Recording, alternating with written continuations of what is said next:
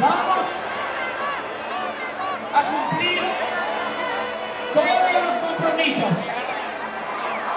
No les voy a fallar. Y quiero pasar a la historia como un buen presidente de México. ¡Sí se pudo!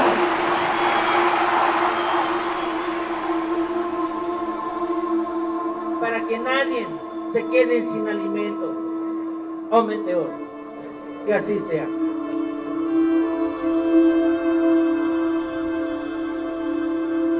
Se dijo mucho en el caso de Ayotzinapa que se tenía que cuidar al ejército, porque se tenía que cuidar la institución.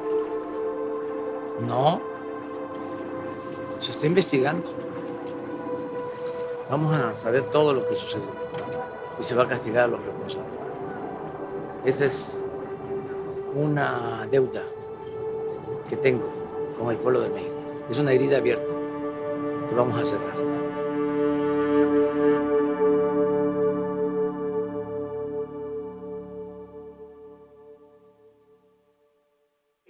Habitantes, con 3 o menos localidades urbanas y sin carreteras de más de 4 carriles.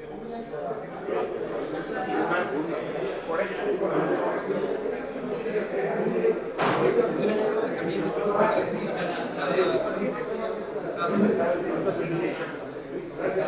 Pero la idea es iniciar la reunión. Les informamos, como ya se dieron cuenta, que está aquí en medio. Él es de absoluta confianza. Además, nosotros no tenemos nada que ocultar. La regla de oro de la democracia es la transparencia. Entonces va a estar aquí grabando porque quiere hacer un documental, quiere saber cómo trabajamos y lo invitamos a esta reunión. Buenas tardes a todos. Esta es la tabla que construimos con todas las instituciones. La meta es de 12,715. Es hasta el 14. Es hasta el 14. El próximo viernes. Próximo viernes. Tenemos al momento, al día de hoy, 8,094 camas con recursos humanos totales. Esto significa la presencia de 5 personas, 5 seres humanos encargados de la salud, un inhaloterapeuta, un médico especialista, un médico general, enfermera especialista y enfermero general por cama, para todos los días, para todos los turnos. Es un número importante de recurso humano por cama. Seguimos, señor, con la capacitación. Al día de hoy llevamos 36,365 recursos humanos capacitados en este esfuerzo para la atención de pacientes COVID.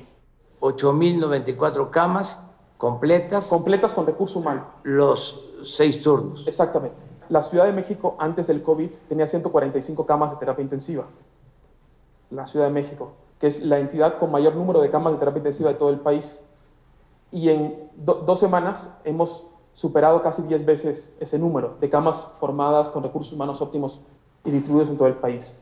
En Cuautla le mandamos 50 camas que teníamos ya y ese hospital lo vamos a abrir. Hoy ya están ahorita los militares acarreando las camas a Cuautla y lo podemos abrir el lunes ya, el de Cuautla. Ya estamos trabajando en eso también. Habíamos dicho que en Cancún eran 7 días del pico y en Tijuana eran 4. En realidad se prolongó esta meseta y actualmente la ocupación es 74% con 26% de disponibilidad. Lo otro, ya para terminar, es el que no caigamos en ninguna provocación. Están los conservadores ahora sí, muy desquiciados. Entonces, no hay que confrontarlos tanto, o confrontarlos pero hablar despacito y, o sea, relajado, relajado, relajado. Pues no es lo mismo mandarlos a Palenque que decirles, les podemos mandar a Palenque, ¿no? El modito, pues, porque todavía en el gobierno en general hay gente que no coincide con el proceso de transformación. No piensan que es posible transformar el país y no tienen como objetivo superior el de mejorar las condiciones de vida y de trabajo del pueblo de México. Entonces, mientras haya orden, estemos cohesionados y trabajemos como lo estamos haciendo de manera responsable, vamos a seguir enfrentando todos los retos, ¿no? Los desafíos. Y este es el patio. Este es el patio de honor. De honor, sí. Hablábamos, por ejemplo, de Madero, y fíjate, te voy a llevar, esto lo hicimos. Estuve aquí el día de la conmemoración. Sí. Qué buen discurso, qué recuerdo de los momentos de la escena trágica. Sí. De la quincena, pues. Aquí era la intendencia y aquí estuvo preso Madero, Pino Suárez, antes de que lo sacaran a Lecumberri y lo asesinaran. Entonces está cerrado ahora, pero es la intendencia de la traición le pusimos. Entonces es la historia. No Cuando me puede preguntas, dejar de pensar en Madero. no, es un extraordinario personaje de nuestra historia. Y en los huertas que andan por aquí. Sí, sí, sí. Pero te decía, han cambiado las cosas. Hablando de militares, así como hay Huertas, ya hay también muchos Felipes Ángeles en estos tiempos. Sí, porque un dato principal para un golpe es las Fuerzas Armadas. Sí. Ahora el ejército que surge del pueblo, no olvidemos que el ejército surge precisamente a partir del asesinato de Madero. Era gobernador de Coahuila, Venustiano Carranza, y es el único de los gobernadores que se rebela y condena el golpe y el asesinato de Madero y llama a constituir el ejército para combatir al usurpador, a Victoriano Huerta. Y así surge el ejército mexicano. De modo que no es igual que los otros ejércitos de otros países. Este es un ejército que surge en contra de un golpe de Estado. Es un ejército además popular. Yo he contado en otras ocasiones y ahora repito que cuando me tocó decidir quién iba a ser el general secretario, analicé los expedientes de los 30 generales de división que habían para optar por uno. Y además hice un análisis profundo, apliqué cuestionarios de distintas maneras, porque tenía yo que tener cuidado en el nombramiento. Una de las cosas que me llamó la atención es que de los 30 generales de división, la mayoría hijos de campesinos, hijos de mecánicos, como es el caso del general Luis Crescencio Sandoval, por el que decidí, hijo de un maestro mecánico.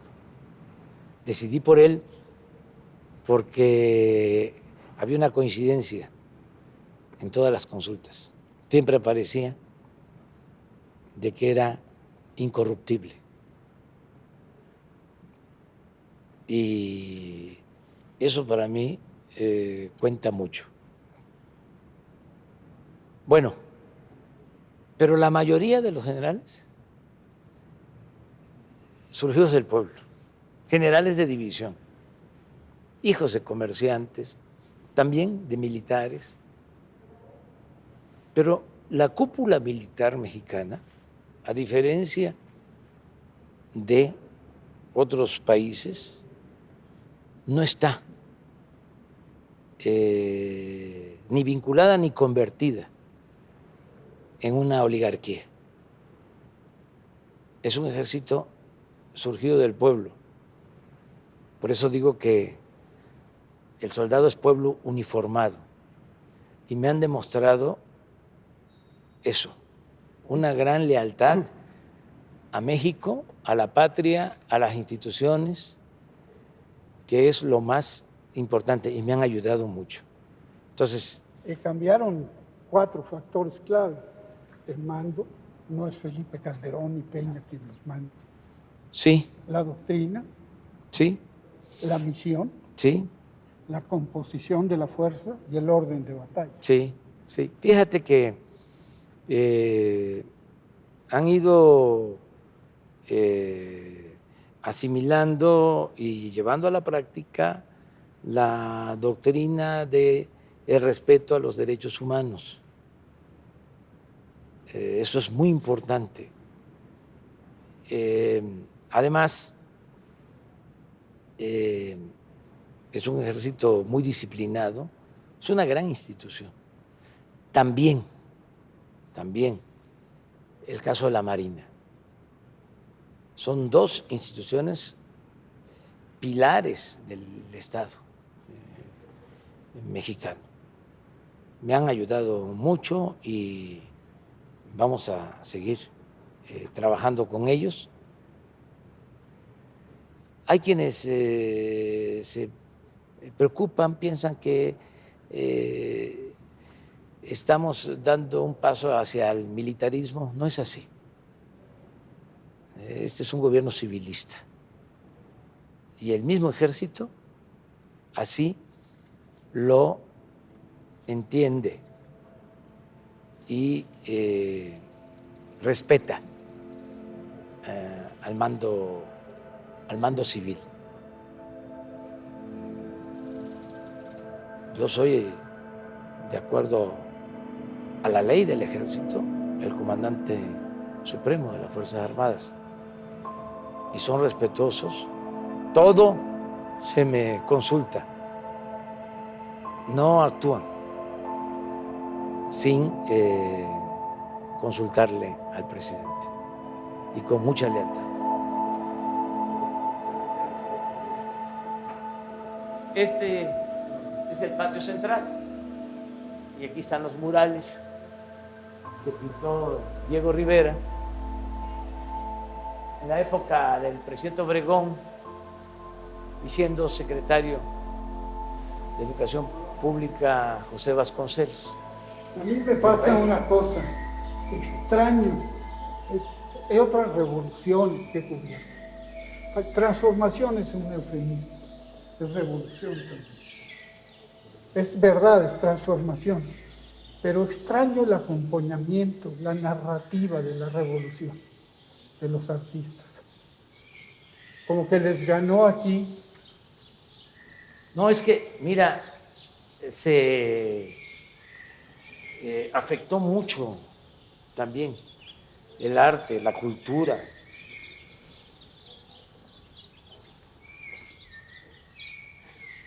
El mundo de la intelectualidad. Algo parecido a lo que hablábamos sobre la comunicación. Entraron en decadencia, no hay los nuevos escritores que narren con profesionalismo, con objetividad y con buena prosa lo que está sucediendo. Los que quedaron, pues pertenecen al antiguo régimen. Y como decía un crítico de la literatura rusa, Bielinsky, haciendo un cuestionamiento a Gogol, le decía, otro escritor ruso, decía, ¿cuándo un hombre se entrega por entero a la mentira? Le decía al gran escritor Gogol, decía, cuando un hombre se entrega por entero a la mentira, pierde hasta la imaginación y el talento.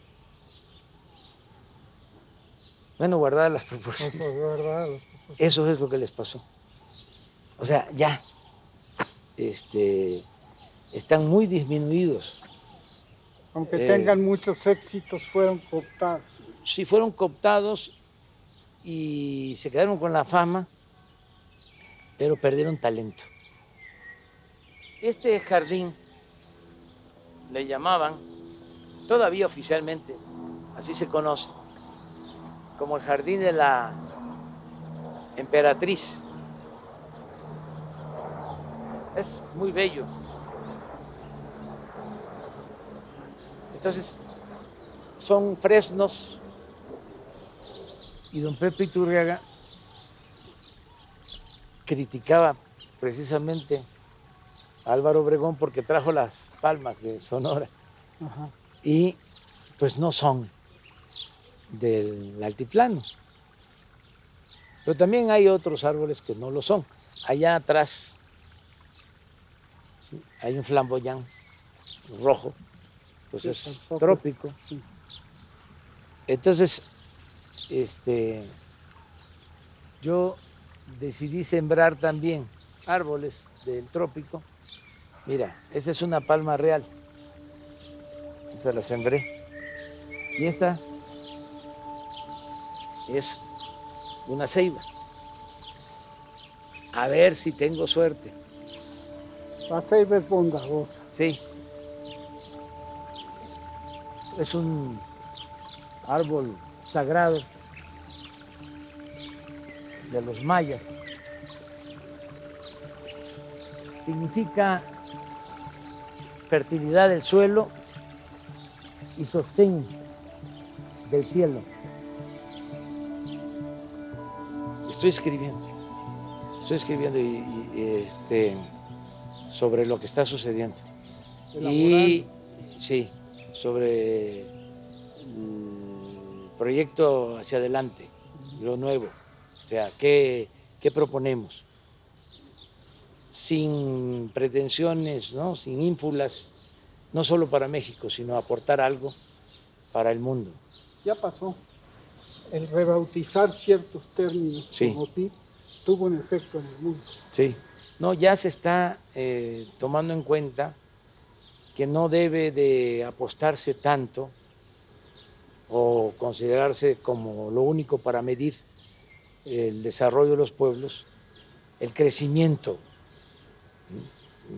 porque crecer puede significar, sí, que haya más dinero, pero concentrado en unas cuantas manos, y eso no necesariamente es bienestar. Cuando crecimos más en México, ¿sí?, cuando hubo más multimillonarios en México, cuando teníamos el cuarto lugar en multimillonarios en el mundo, solo nos ganaba Estados Unidos, Japón y Alemania. México estaba en el cuarto lugar. fue al final del gobierno de Salinas y teníamos 24 multimillonarios. ¿Sí? Bueno, exactamente en ese tiempo fue cuando más se profundizó en México la desigualdad social. Entonces, nosotros queremos crecer, sí, pero con bienestar. ¿Sí? Queremos la modernidad, pero forjada desde abajo para todos. Queremos el progreso con justicia. Entonces, ese es el cambio. O sea, eso es lo que queremos aportar. O sea, y además demostrar que se puede, que es viable y que es muchísimo mejor que el modelo anterior, sobre todo lo que se usaba para enfrentar las crisis recurrentes, ¿no?, que se daban durante el periodo neoliberal. ¿Sí? Lo que hablábamos del FOA-PROA, ¿no? A ver, endeudar, ¿no? Lo que pasó en Argentina recientemente. Se metió el Fondo Monetario Internacional supuestamente a ayudar, ¿sí?, y los dejó en bancarrota, porque le metieron dinero y dinero y dinero y dinero y dinero, deuda y más deuda y más deuda y más deuda, desataron la especulación, ¿sí?, y vaciaron las arcas públicas y dejaron en una tremenda crisis a Argentina. Entonces, cuidado, así no. Vamos saliendo con la fórmula, con el modelo de que lo mucho o lo poco que tengamos se distribuya con justicia, con bienestar. Sí. Mira, esta es otra ceibita, sí. Ahí van. Vamos a pasar por aquí. Vamos a ir si nos permiten, vamos a ir allá al salón. Bueno, pero sí.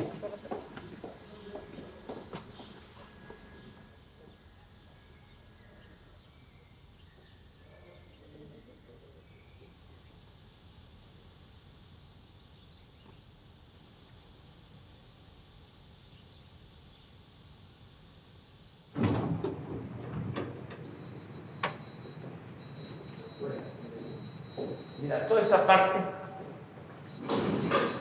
es nueva, era lo que tenía el Estado Mayor Presidencial y esto se arregló. Si te das cuenta, estuvimos allá en la parte histórica, pues, ¿sí?, y esto ya estaba impactado, moderno, entre comillas, no así, eran oficinas. Entonces se arregló, se abrieron los espacios. Si ves los cuadros, son de los artistas. Aquí está Palenque, mira. De los artistas que pagan impuestos Con su obra. con su obra. Todo esto es de Hacienda. Pero se arregló esto.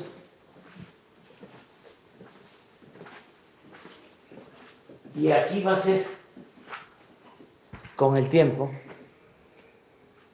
donde vamos a atender. Lo que viste de mi oficina para allá va a quedar como museo, pero estoy esperando que pase un tiempo. Pero esto sería lo nuevo. Y mira, esta es la sala nueva.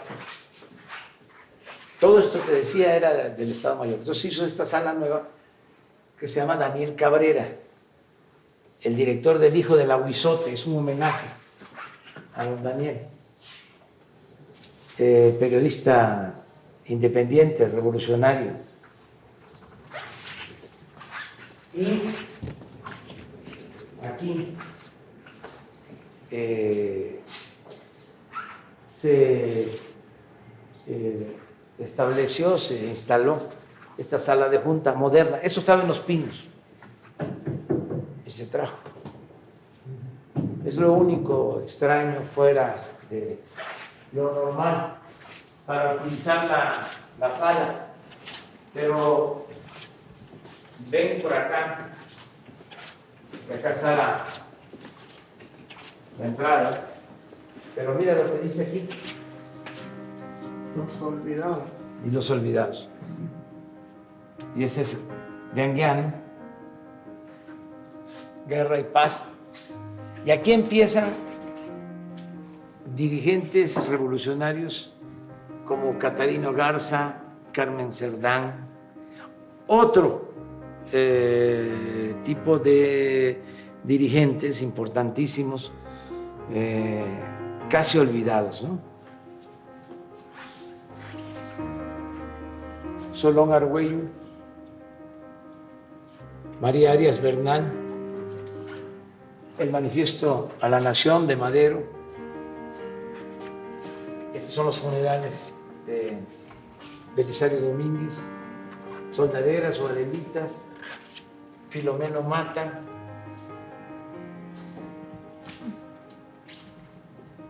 Felipe Ángeles, Juana Belén,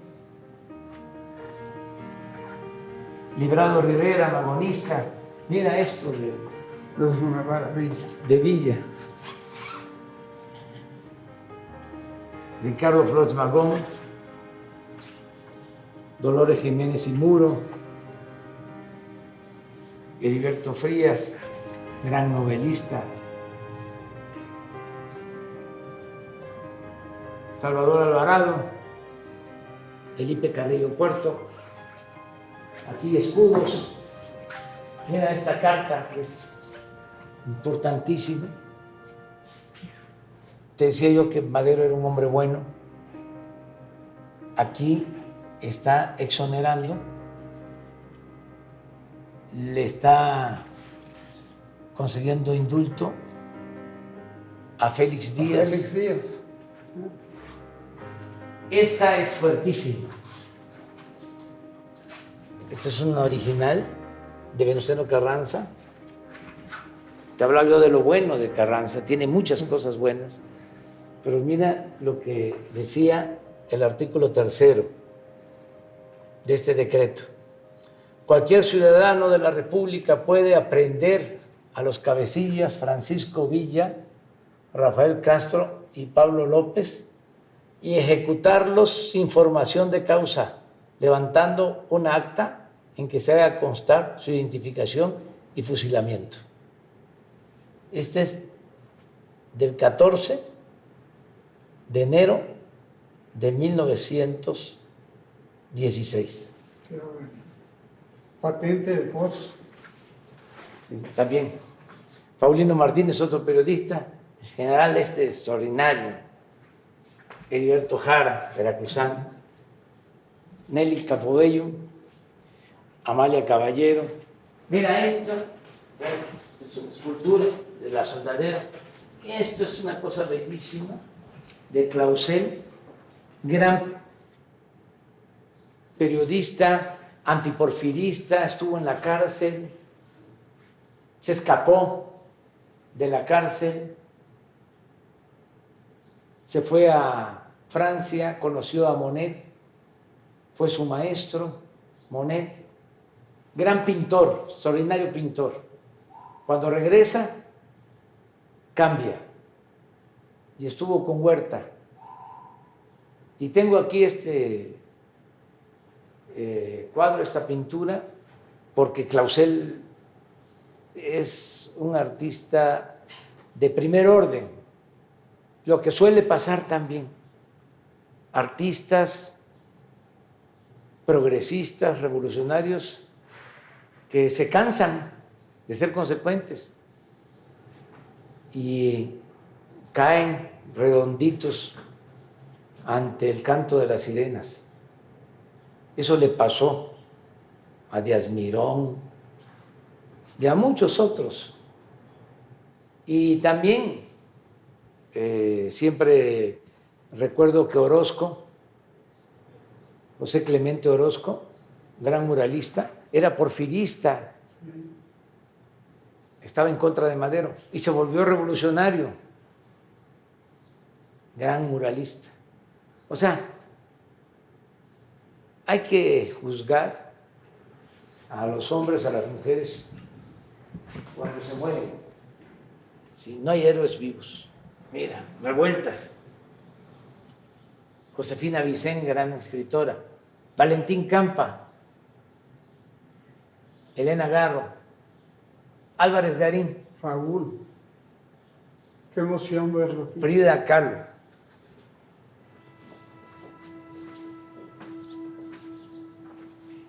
Griselda Álvarez, la primera gobernadora. Otón Salazar. Genaro Vázquez.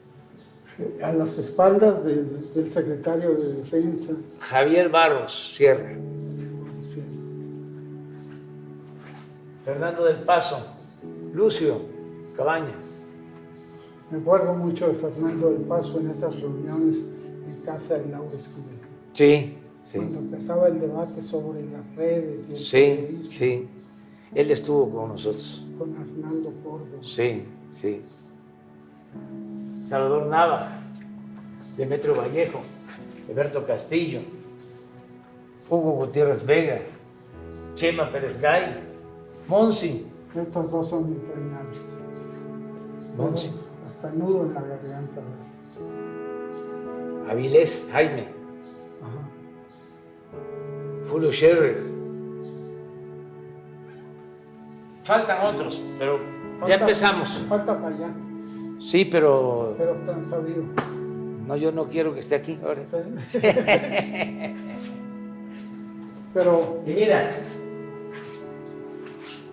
esto es para no olvidar. También es sanguiano. Me siento acá.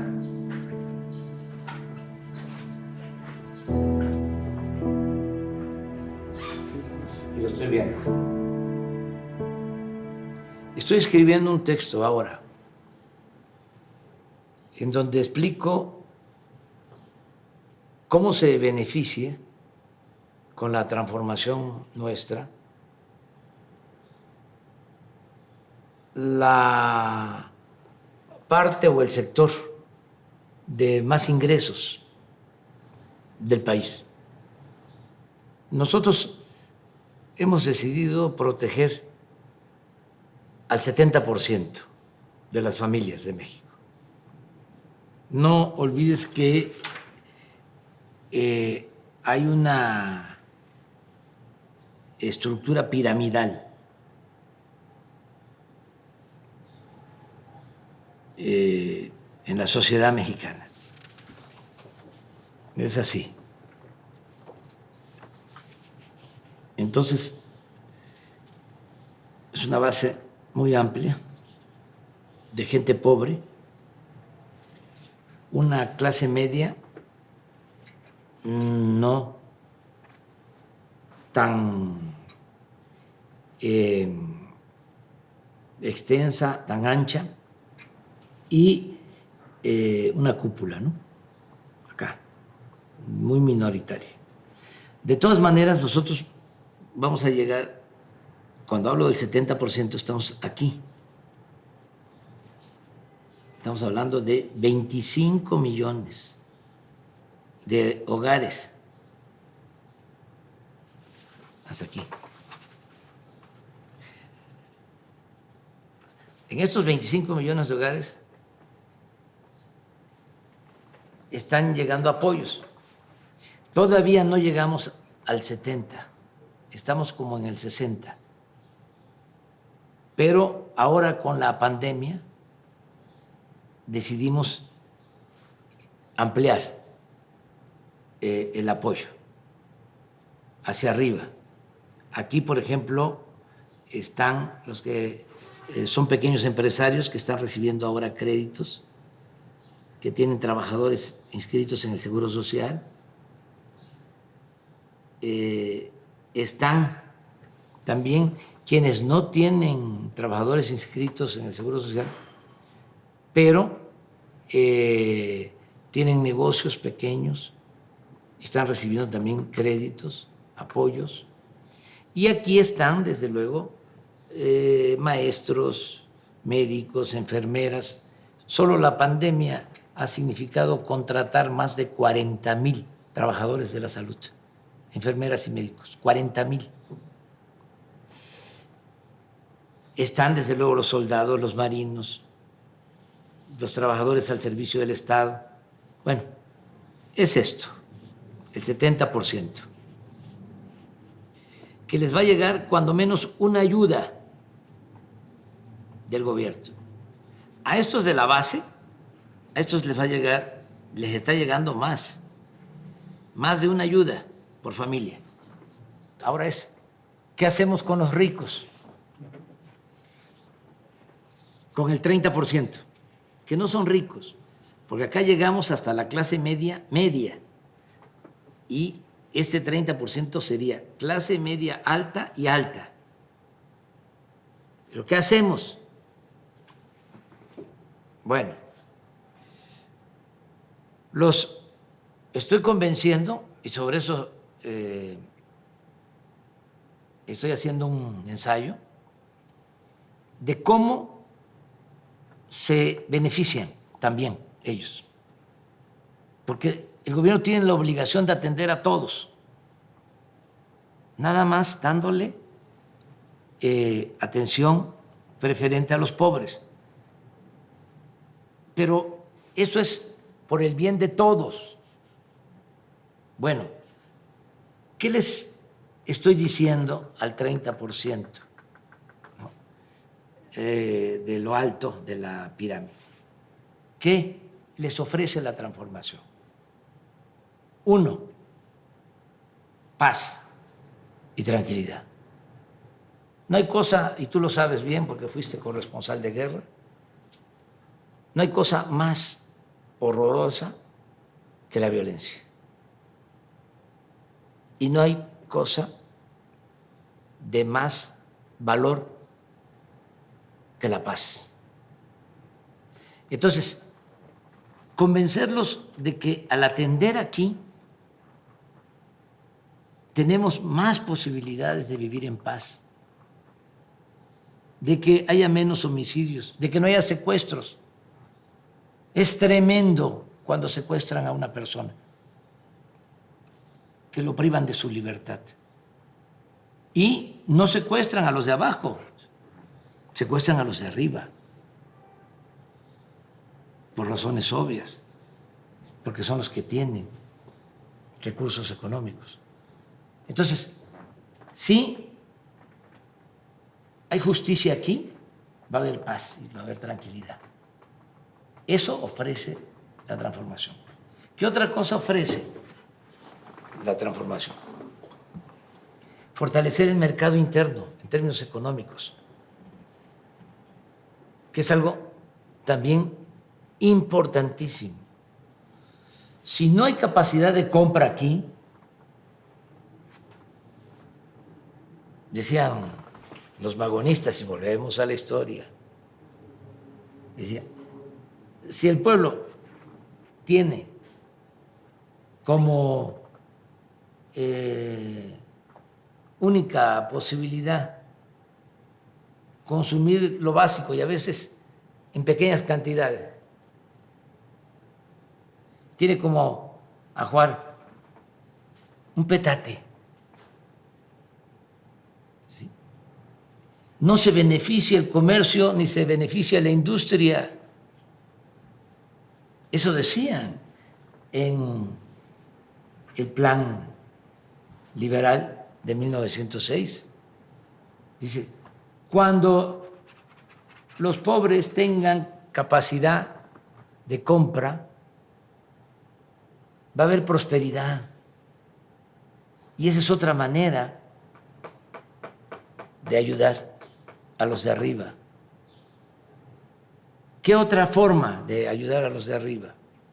Bueno, los proyectos que está impulsando el gobierno, el Tren Maya, el del Istmo, el aeropuerto, todas esas obras se están haciendo mediante contratos con empresas que son de los de más ingresos en el país.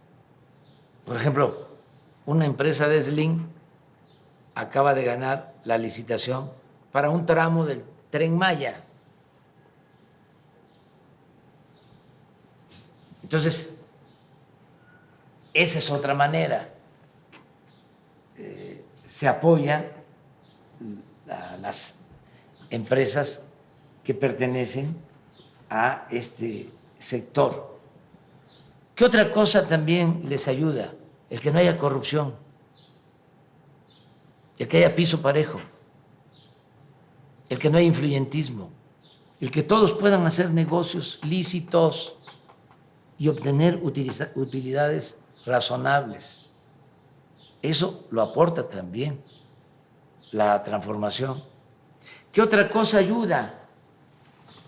El que no se aumenten los impuestos, el que no haya impuestos nuevos, el que no aumente el precio de las gasolinas, del diésel, del gas, de la luz. Todo eso les ayuda. ¿Qué otra cosa va a ayudar mucho? El tratado comercial con Estados Unidos. Hay una circunstancia especial que favorece a México. Hay una ruptura entre China y Estados Unidos. Es evidente de que hay una confrontación, sobre todo en lo económico, en lo comercial. Y en estos momentos que tenemos nosotros una depresión económica, una recesión económica, el tratado permite fortalecer la economía de los dos países y significa más inversión extranjera a México. Y esto es más impulso a la iniciativa privada mexicana, más empleos mejor pagados para técnicos, para profesionales y desde luego empleos en estas empresas dedicadas a la exportación. La maquila significa darle trabajo a 3 millones de obreros. La industria automotriz de México genera 1 millón de empleos y es tanta la integración de cadenas con Estados Unidos, de cadenas productivas, que hasta la industria bélica de Estados Unidos depende ya de partes que se fabrican en México. Entonces, todo esto va a ayudar a este sector. Por eso, la transformación se necesita y es benéfica, y los voy a convencer a que se monten en una revolución, a que participen, porque es en bien de todos. Son pues conservadores, no quieren apostar a lo nuevo. El conservadurismo es eso, es mantener el statu quo, mantener privilegios, no cambiar. Entonces, es invitarlos a que busquemos un modelo nuevo, sobre todo una forma distinta de convivencia, más fraterna, más humana, más solidaria, que hagamos a un lado el individualismo, que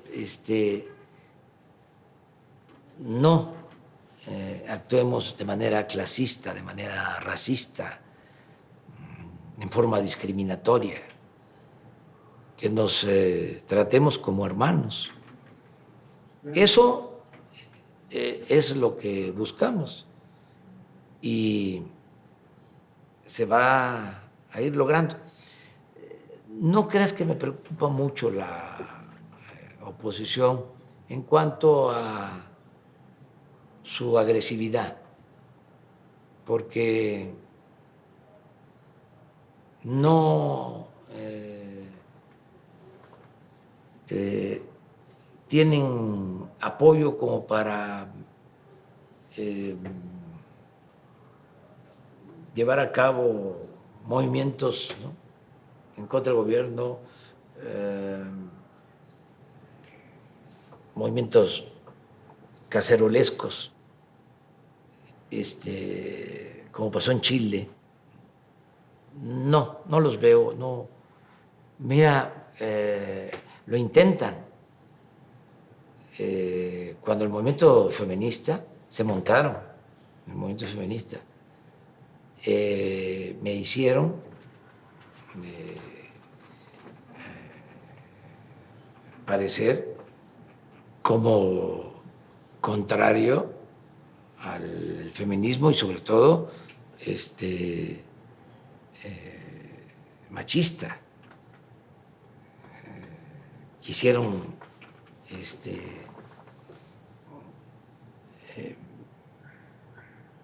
motivar pues ese sentimiento. Me di cuenta de que estaban actuando con oportunismo. El feminismo es un movimiento legítimo, justo, pero aquí se trataba de afectar al gobierno. De repente se volvieron feministas los más retardatarios, ¿no?, del país. Y salimos adelante, afortunadamente. Yo siempre hablo de que estoy tranquilo con mi conciencia. Alguien decía que la conciencia era el mejor tribunal para juzgarnos, ¿no? Nuestra conciencia es el mejor tribunal para juzgarnos. Yo apelo mucho a eso. No podría actuar, no podría gobernar, no podría ser dirigente si no tengo mi conciencia tranquila, si no actúo de manera consecuente, si no actúo con honestidad. Entonces, bueno, pasó lo del feminismo, viene lo de la pandemia y lo mismo. Estaban ya esperando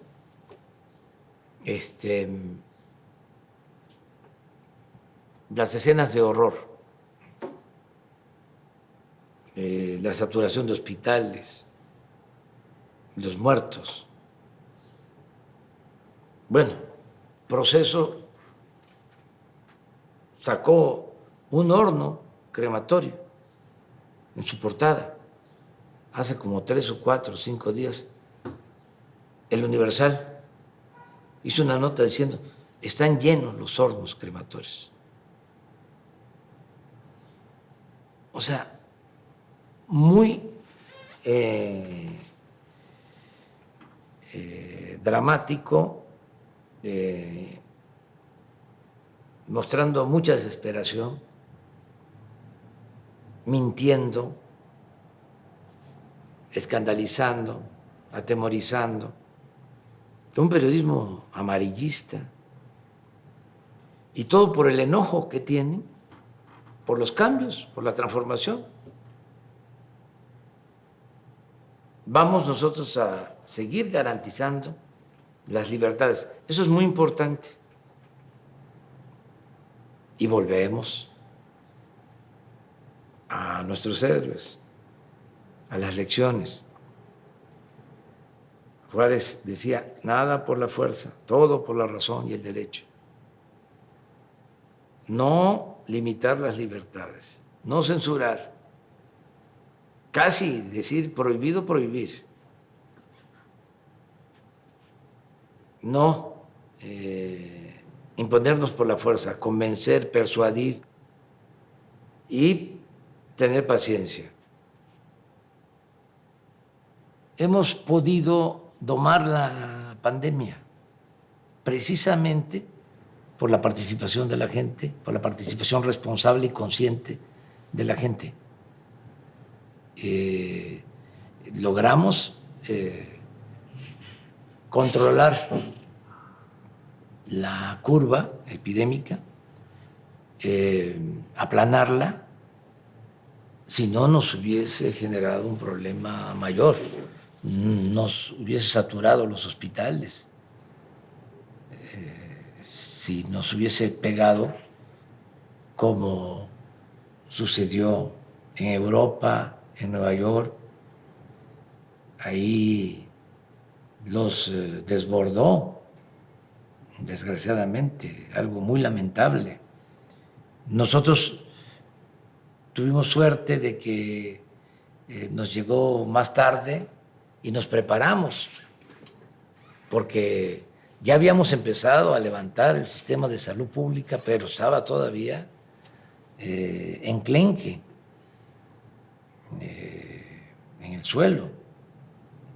Y nos dio tiempo de tener las camas, los ventiladores, los especialistas, las enfermeras, y no padecimos de saturación, porque la gente ayudó a que no se propagara la epidemia tan rápido, se aplanó la curva. Esto fue muy importante y ahora tenemos ya una infraestructura hospitalaria para atender pues, a todos, no dejar sin atención médica a nadie. Esto se hizo rápido. Además, tuvimos también la suerte de que no se presentara la epidemia en todo el país al mismo tiempo, sino se está manifestando de manera regional. Es decir, empezó aquí, afectó más a Cancún, Quintana Roo, a Villahermosa, Tabasco, Culiacán, Sinaloa, Tijuana, Baja California, pero ya en esos estados y en el Valle de México ya está empezando el descenso. Y en otras ciudades, en otros estados, se está incrementando, pero esto nos permite también ya poder movernos, ayudar de un lugar a otro, llevar los médicos, llevar los equipos. Se logró, repito, todo esto por la participación consciente de la gente, sin autoritarismo. Por eso estoy hablando de que el pueblo de México está dando un ejemplo mundial. Es un pueblo ejemplar, medalla de oro y medalla de plata a las enfermeras, a los médicos, a los camilleros, a todos los trabajadores del sector salud, que se han portado muy bien. Y el bronce para los que han conducido el proceso. Cuando hubo una reunión por video, un encuentro por telecomunicación con los jefes de Estado del G20,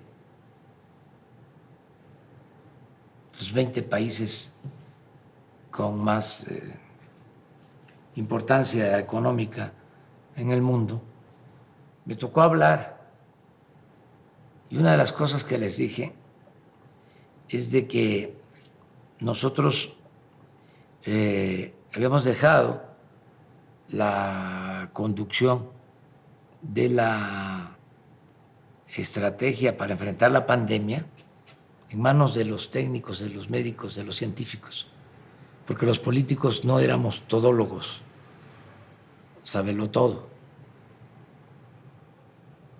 Y la verdad que eso nos ha ayudado mucho, porque tenemos muy buenos profesionales de la salud, empezando por el secretario de Salud.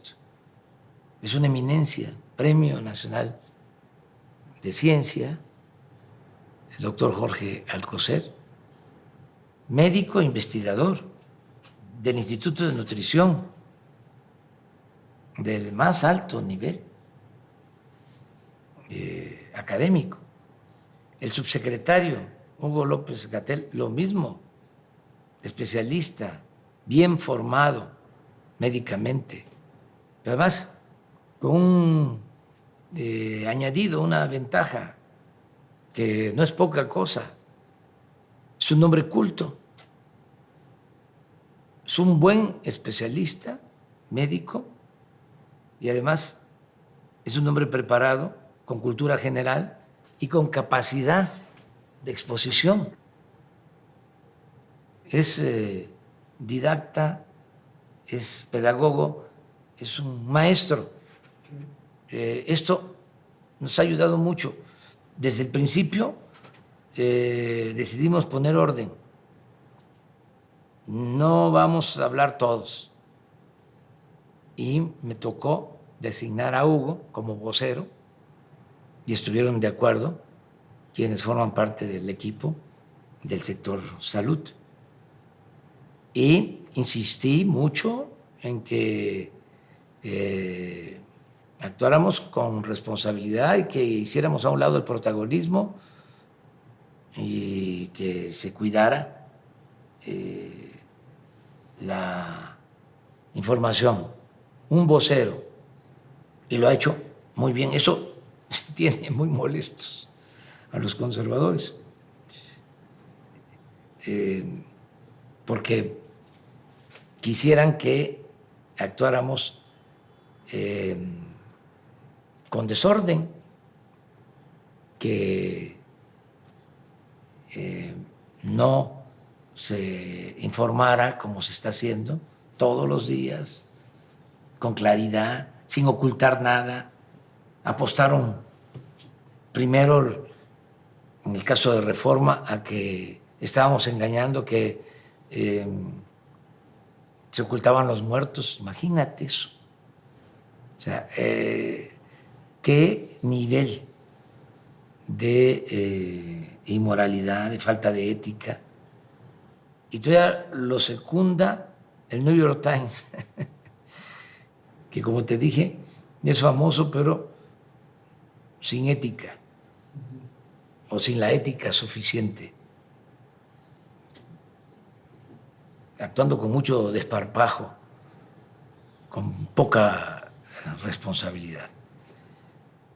Entonces, al tener información constante con la gente, pues no les ha funcionado pues, el medrar, el lucrar con la tragedia. No se me va a olvidar que estaba yo en una gira antes de entrar a la cuarentena. Fui a la Costa Chica de Guerrero y regreso, y en el trayecto de Acapulco a la Ciudad de México, en el vuelo, me entero de que habían sacado un mensaje, un Twitter, Riva Palacio y López Dóriga, en donde ya hablaban del primer muerto del coronavirus. Lamentable, ¿no? Llego al aeropuerto, salgo y como nunca, periodistas, camarógrafos, me empiezan a alumbrar y a acosar para que yo respondiera porque ya había el primer muerto del coronavirus en México. Muy agresivos, pidiéndome que yo manifestara mis condolencias a los familiares. Entonces les dije que iba yo a hablar al día siguiente, en la mañanera. Entonces no le importa el muerto,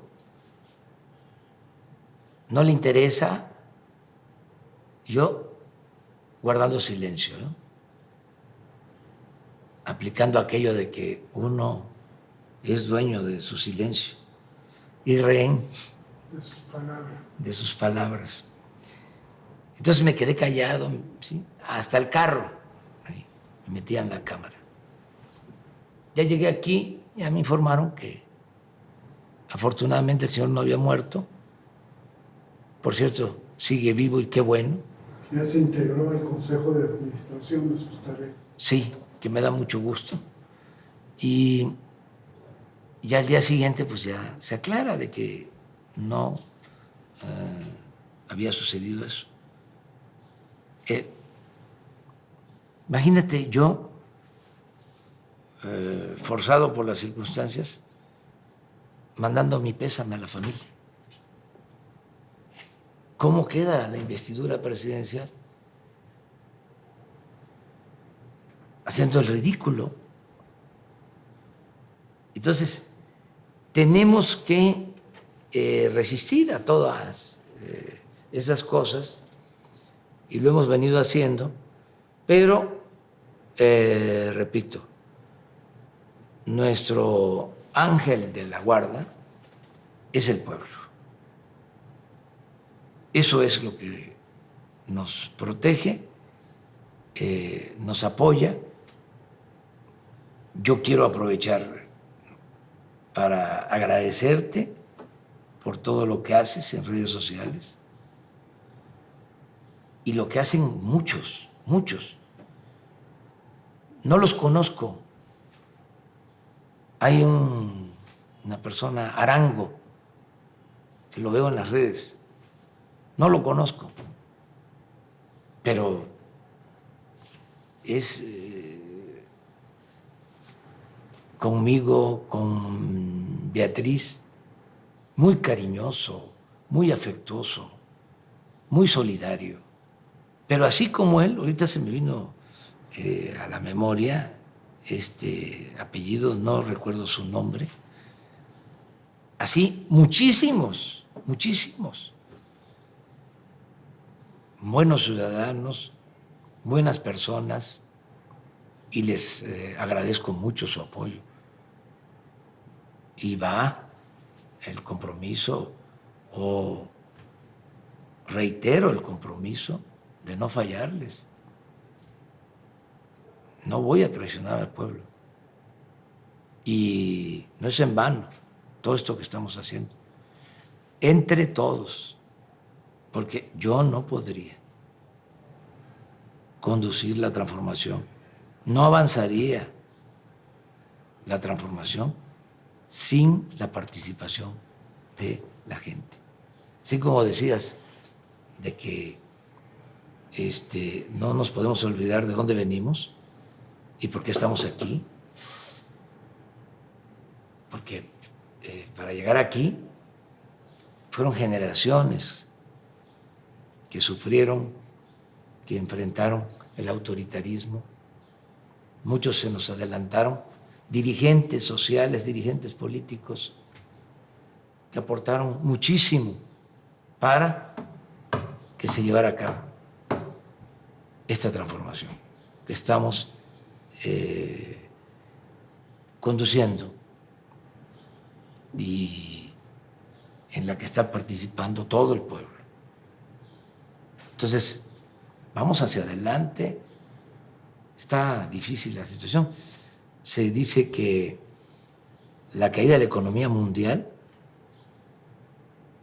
es parecida a lo que sucedió, o sea, los efectos que tiene esta caída económica es similar a lo que sucedió con el crack en 1929 hasta 1933, la gran recesión que le tocó enfrentar a Franklin Delano Roosevelt, y supo hacerlo, y salió Estados Unidos de la crisis. Nosotros vamos a salir de la crisis y estamos aplicando políticas parecidas. El bienestar. Sí, a lo que hizo Roosevelt en ese entonces. Pero quizás Empleo más profunda. en pleno. Hablábamos Payán y yo caminando por Los Ángeles. Le decía yo, lo hueles, Payán, me decía, esto está podrido, esto se acaba por lo menos en los próximos 1000 años. Pero parece que ahí la velocidad es más rápida. Sí. La No. curva del contagio se aplanó, la curva de la transformación. Sí, sí. Y los cambios. Porque, mira, lecciones. Hay que aprender a comer. No a la chatarra.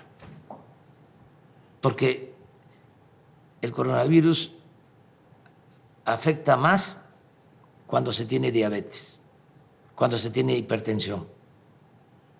Y la diabetes, la hipertensión, la obesidad, aunque puedan ser hereditarias, estas enfermedades se exacerban con la mala alimentación, con la comida chatarra. Entonces, ya eso es obligado. Ya tenemos que preocuparnos por eso, comer bien. Lo otro que es muy importante, el entender que es mejor prevenir que curar. No son los hospitales la instancia más deseada, es el que no nos enfermemos, la medicina preventiva. Eso es otra lección importante. Tercera lección, no al derroche, no al consumismo, no a tener más de la cuenta, actuar con austeridad, con sobriedad. México era de los países en donde se consumían más productos, artículos de lujo. Todo eso tiene que cambiar. Tenemos que vivir con lo indispensable, con lo necesario, no a lo superfluo, no al lujo barato. ¿Qué otras lecciones nos deja esta crisis? Que debemos de ahorrar todos. Tenemos que ahorrar, aunque se tenga poco, no derrochar, no malgastar lo que tengamos. ¿Qué otra lección? Querernos mucho. Nada sustituye al amor. Mira cómo padecieron más los adultos mayores, que estaban en asilos de ancianos, sobre todo en Europa. ¿Cómo se protegió más al adulto mayor? En nuestras casas.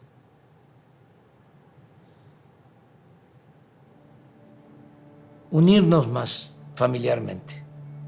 La familia, quedó demostrado, es la institución de seguridad social más importante del país. Y no olvidar la importancia también de los valores culturales, morales, espirituales.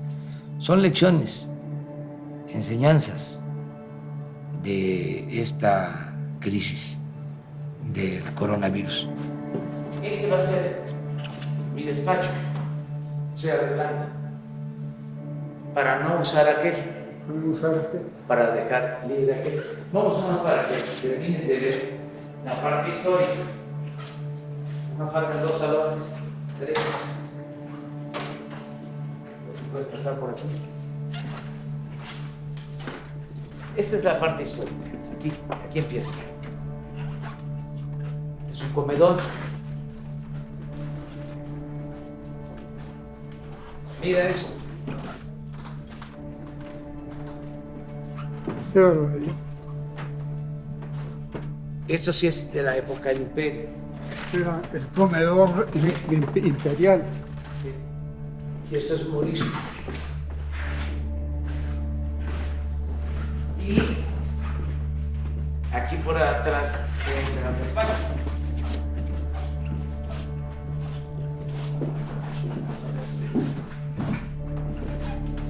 Entonces, si regresamos, todo esto va a quedar De museo. sí, con el tiempo. Todavía no.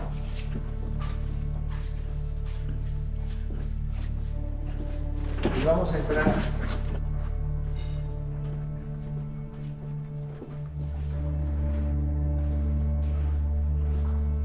a las nuevas oficinas por acá. Todas estas obras, eso es lo que te comentaba, se colgaron, eran de Hacienda. Me ha ayudado mucho Beatriz en decorar. De la curaduría y todo eso. Sí.